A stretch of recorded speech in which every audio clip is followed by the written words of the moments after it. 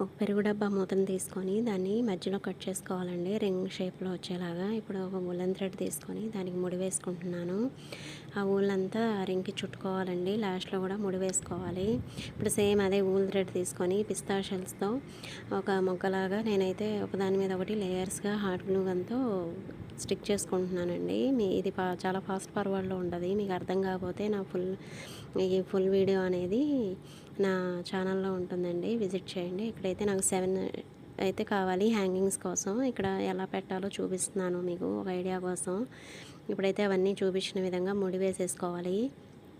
అంతేనండి, ఇంట్లో మనం అన్నీ తక్కువ ఖర్చులోనే చేసుకోవచ్చండి. పైన హ్యాంగింగ్ కోసం వదులుకొని అక్కడ కూడా నీట్గా ముడి అనేది వేసుకుంటున్నాను. మరీ టైట్గా లాక్కండి, మరీ లూజ్గా కూడా కట్టకుండా అడ్జస్ట్ చేసుకొని స్టిక్ చేసుకొని మొత్తం డ్రై అయ్యాక మాత్రమే ఆ పైన థ్రెడ్స్ ఎక్స్ట్రా కట్ చేసుకోవాలి.